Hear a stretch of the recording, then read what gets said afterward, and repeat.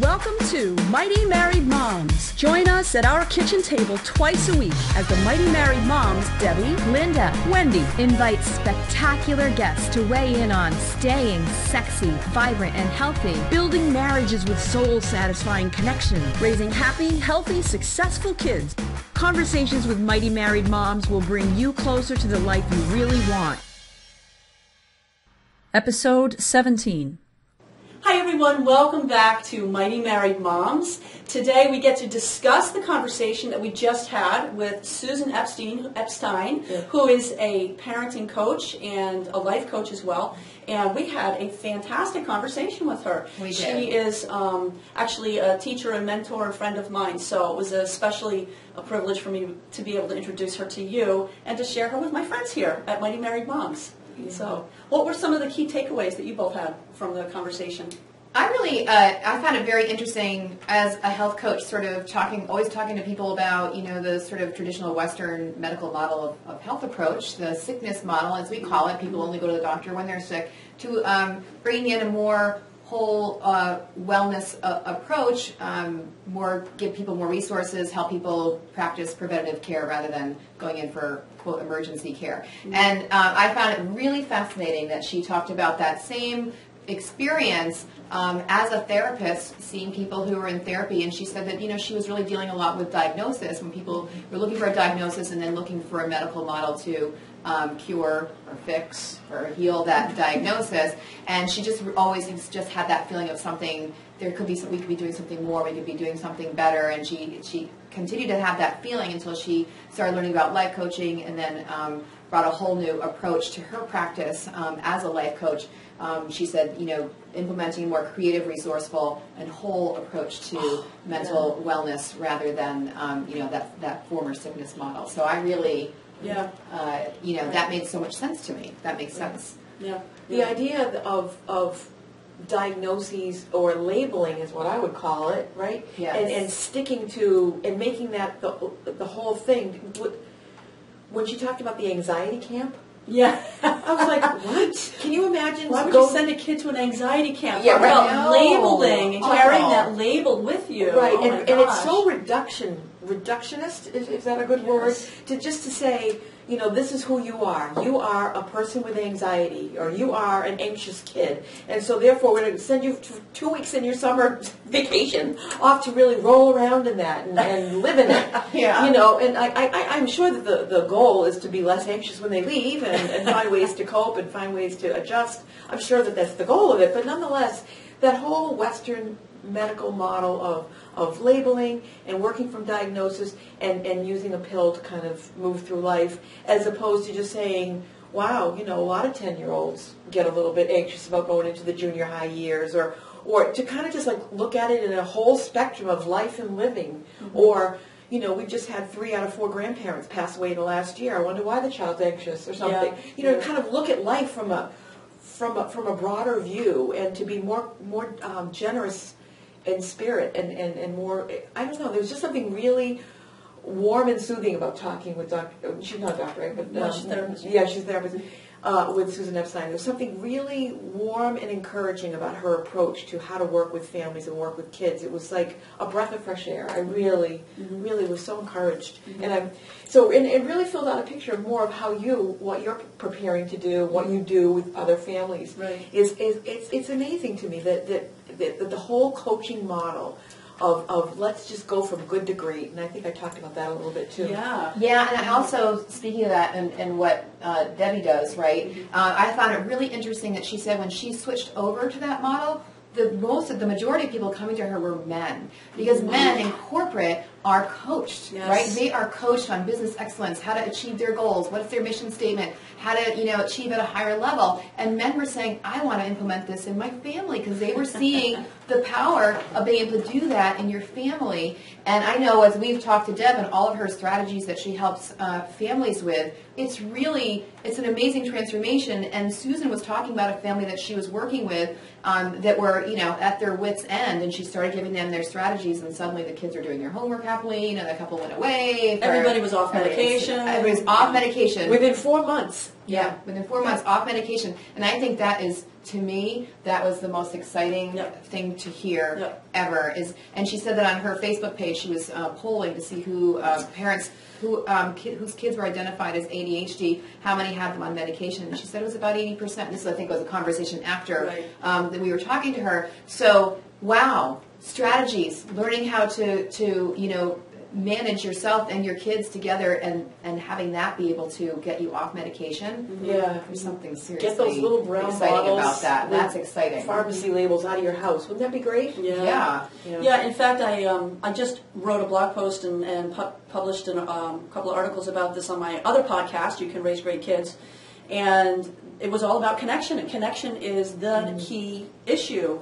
And I have the ABCD model of calm parenting in the heat of the moment, and that C is connection. And if you take away everything else, the A is the be aware of what you're feeling and how what your body's doing. The B is breathe, take time, relax, calm yourself down. C is connection, and D is discuss. So if you had got rid of everything else, the most important thing on a regular, daily basis is to connect with your kids. But you need to do it in a calm way, which is why the AB part of this is so important. Get centered, be aware, breathe, calm yourself down. And Susan talked about the robot, and I think that's a brilliant way of doing it also, and that is just to purposely on the outside make yourself look like a robot. And just do not give to your child the... Don't feed the flames of this crackling energy between the two of you. Just try to back off and let that kind of... And that's the key. The energy that you give out in all of your interactions with people, whether it's with your spouse, your child, your coworker, the person at the grocery store, the energy that you give out is the energy that you will give back. So if you want to have back to you a calm, friendly energy, you need to give that out. If you want to have back to you frenetic, chaotic screaming, that's what you give out. Right. Now, to be fair, kids have not learned how to control that instinct in themselves, and it is an instinct, and that's when we're talking about the amygdala in the brain, where it's that fight or flight. It's actually freeze, fight or flight first. And you freeze, and then you say, oh my gosh, this is a threat, I'm scared. And then the kid freaks out, and then the parent forgets that they're in charge and that they're the adult, and they forget that they are able to calm the prefrontal cortex part of the brain down.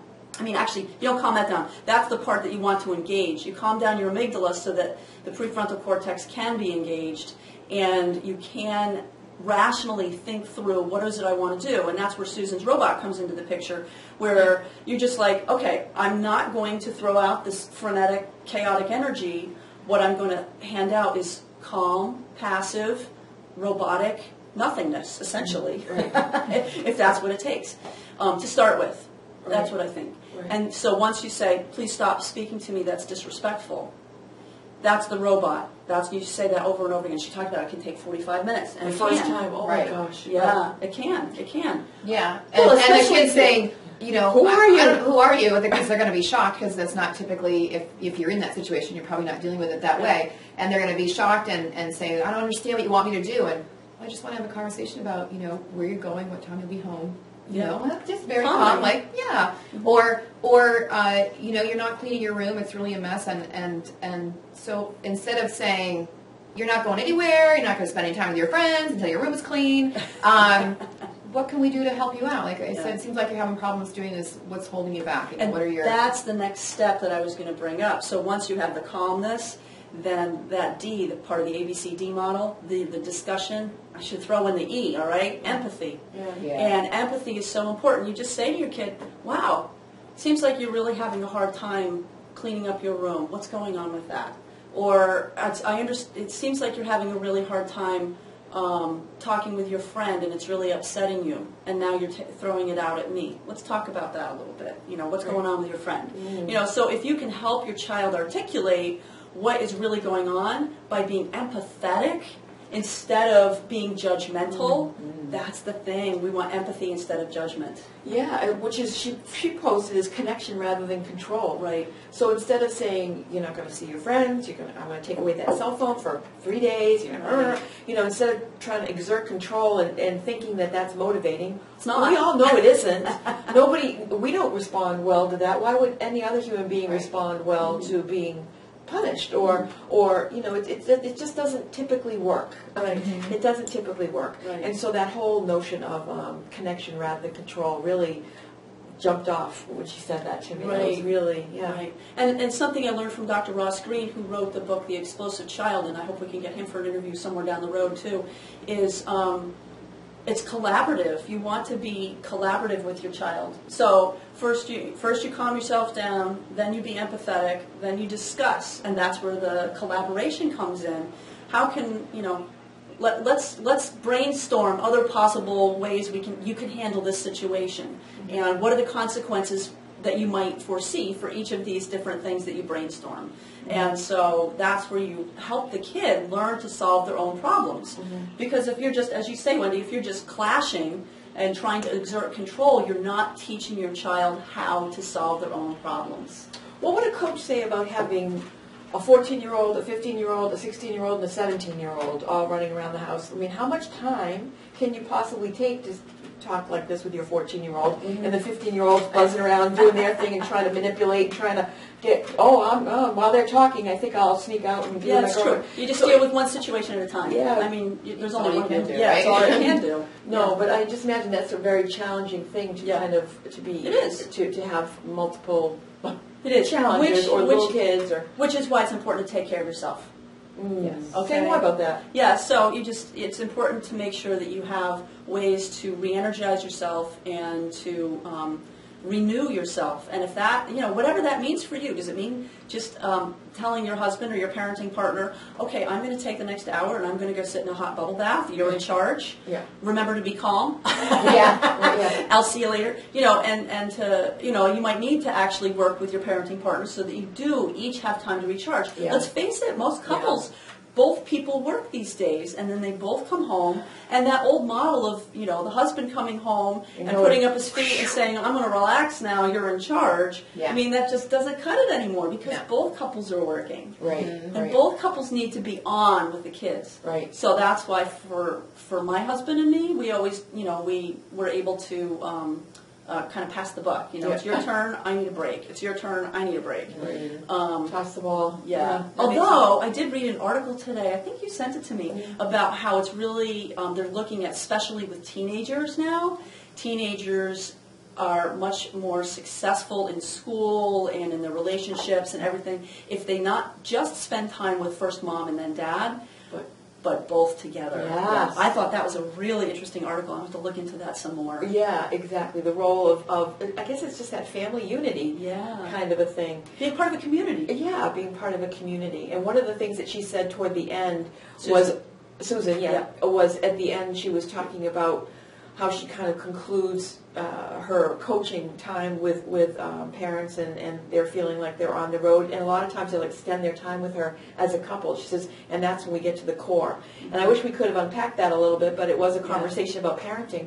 But really, it's so true. It's so true that the relationship that exists between the parenting partners or mom and dad is so key for the whole family's health.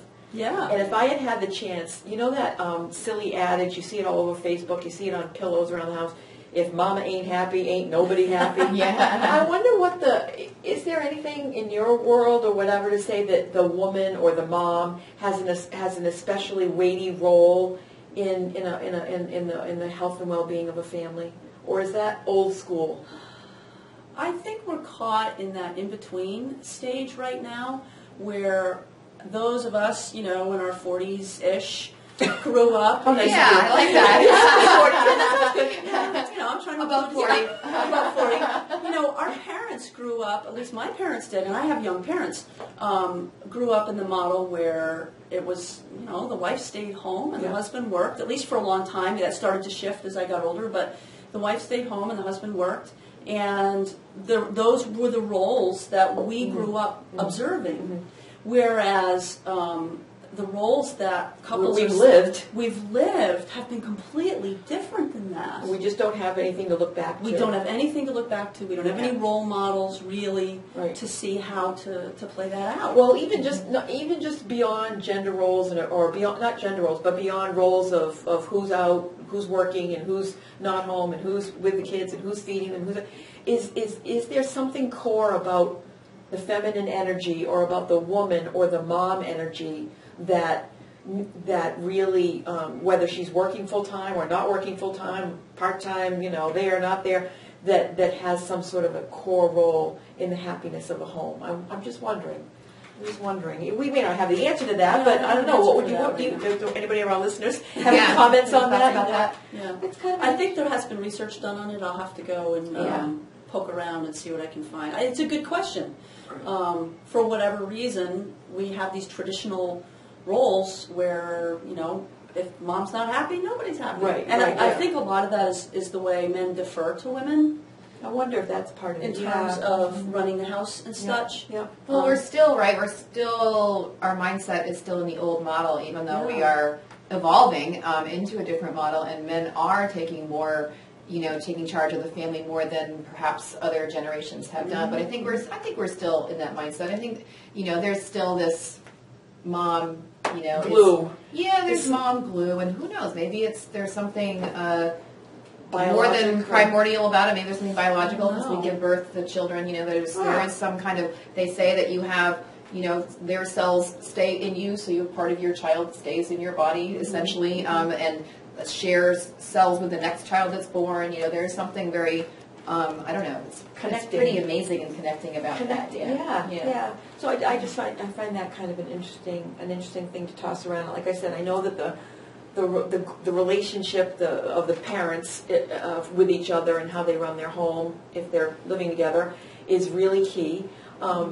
But that was just percolating in the back of my mind. I wish I'd had the chance to ask. We'll have to do that again. But I loved when she talked about, men coming to her. Initially, they were the majority of her clients, and I thought, what a cool thing that they're bringing back into the home. That I don't think a lot of people think about that. When you think about your family, you don't think about a family mission statement. You don't think about, having your kids write their own mission statement or maybe their future goals or what they're, you don't really think about it as much. So I think that's a really amazing. But I work on that with families too. I think they're key. Yeah. Because, it comes, if you haven't seen it yet, go see the Simon Sinek TED Talk called Start With Why. It's based on his book, which is Start With Why, which is Such a great, life-changing book for me. Yep. But if you want the condensed version, at least watch his TED Talk for about 18, 20 minutes. Yep. And, there's no reason that we can't teach kids what is your why? What's your purpose? And that's something that I've really, as a longtime teacher, particularly with teenagers, I don't think you can talk to an 8 or 10-year-old about it quite so much.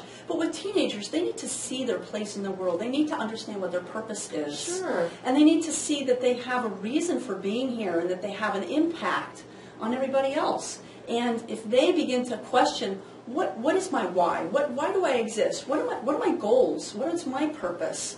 And that can shift over time. It probably will. It probably should. But I think it's a great thing for teenagers to start to sit down and look at that. Mm-hmm. And that's another motivating thing, too. If you have a kid who's really totally disengaged in school, I think sitting them down and saying, what do you want out of life? Yeah. Maybe not what are you going to be when you grow up, because who knows, right? Right. But what do you want out of life 5 years and 10 years from now? At least look that far. Yeah, but that's, I'm going to push back on Sure, that. go That's ahead. a very enlightened, lovely 21st century view. But I know them. I'm related to them. People that will sit down and say, your father was a doctor, your grandfather was a doctor, you will be a doctor. There are many people who program or have assumptions about who these little beings are that they're going to have, and they try to cultivate them. Right, and my job as a parent coach or a family coach is to say, we need to give them the opportunity to be an individual. Oh, I couldn't So, agree with you more. there's- But I think that there's a lot of that in our culture, and maybe it's part of that helicopter parenting we've talked about with other people, which is to try to assume and mold, and you've got to fit in with the family vibe. And what do you mean you got to see? Our family doesn't get C's, as opposed to looking at that individual person and unpacking a little bit about that. So that's where I push the family and Yeah. say, you push me on that, but I say, I push the family. Sure. Sure. That's not going to be in your child's best interest. Right. Period. Right. No, totally agree. Totally agree. I just wish it were more prevalent. Yeah. How we're thinking. I wish it were more prevalent in at least in the circles that I see, which is very success oriented according to mom and dad's measure of success. Yeah. Or Well, grandpa's measure of success or something, and it's just grandpa's not going to pay for college unless you Like, oh my gosh, like this, it just You have to be a business major. takes or away whatever. the individuality. Yeah, it's worrisome to me. Well, we talked about this a little bit with Alfred Poor, too, in terms Yes, of we did. getting kids ready and stuff like that. Yeah. And I think, a personal anecdote, our youngest son is studying music composition at a university in New York, and I had many conversations. I grew up I went to college and double majored in English and music, which are, what are you going to do with those is the typical thing, Yeah. right? Look at you now. Look at me now. So Right. so many things. But I also had a conversation with another parent whose daughter is a year ahead of our younger son, and she went to the same university in New York and is studying theater or drama or something along those lines, performance also. And it was this other mother got a lot of pushback from people saying, why are you letting your daughter study that? She's never going to be able to make a living. And you know what? She and I both agreed. First of all, studying the arts, and you can agree to this. Absolutely. Studying the arts is something that is going to teach you so many skills that are applicable in so many fields. Secondly, who knows what jobs are going to be available 5 years from now, let alone 10 years from now.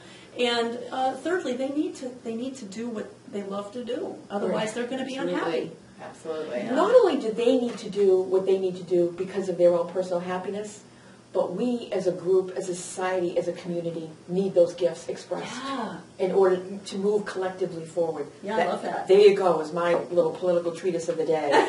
Yeah. Or whatever, social political treatise. Really, I mean, like, when we squelch people's gifts and abilities, we are just cutting our nose off to spite our face. Mm-hmm. It just doesn't. We got, there's so many analogies. There's a scriptural one about the body. Everybody's got a part to play. The eye and the feet, whatever. Mm-hmm. There's tons of analogies that can be made along those lines. That we all have gifts and abilities to contribute to the whole. And when somebody tries to beat that out of somebody emotionally or by directing them against the grain, what are we doing to ourselves? Yeah. So this is I think is an interesting tangent that we've Yeah, I was evolved just thinking, into from how our did we get to conversation that? with Susan Epstein. Well, I think the last thing, I'll just pull it back Yeah. to our conversation with Susan. I mean, one of the things that we were talking about is respect. And Yes. you need to teach kids respect, and part of that is for them to be able to learn to manage their emotions and manage what they're doing and manage how they respond to people, or as opposed to reacting, like that to people. And so once we're able to give kids the skill to show respect to other people and have the energy of being able to, or be able to give out the energy of calmness and respect, you get that back too. And if you give it to them by respecting what their wishes are, and what they Exactly. want to do, Yeah. and you're going to get that back, and Right. you're going to get a person who respects themselves. Yes. That's huge. Huge. Then they'll be successful, whatever that means. Right, exactly. Go read my blog article. I talked about that. So. Yeah. That's great. And we're going to make sure that this gets on Yes. on air before Susan Epstein has an event in Connecticut. So anybody that's in the April. Connecticut area, please. April 18th Yeah. At the Water's Edge Spa, so it'll be really wonderful. Yeah, definitely go check that out. And what was Yeah. the Eventbrite? It was It was parentingpowers.eventbrite.com, and Get your tickets now. getting kids to listen the first time and every time. Yeah. Hello. We'll be good. Yes. We'll be good. That would be so Excellent. nice. Talk about what would you do with all that energy that you weren't hammering things home every 5 minutes. It'd be a lot of time. A lot of free time. lot Yeah, a lot of of free stuff. time. Yeah, We like it. Great. Well, it's great to talk with Susan, and it was great to be with you today. Yeah. So we'll look forward to seeing you at our next show. Thanks for being with us. We are Thank the you. Mighty Married Moms. Thank you. Bye. Bye. Thank you for joining us for this episode of Mighty Married Moms. Tune in twice a week on Mondays and Thursdays to meet fascinating and inspiring guests who will help you create the life you've always wanted. You can find these episodes and special gifts just for you at mightymarriedmoms.com, as well as a link to our Facebook community. where we continue the conversation around the kitchen table. Please also help share the love by leaving a review on iTunes. We'll see you next time.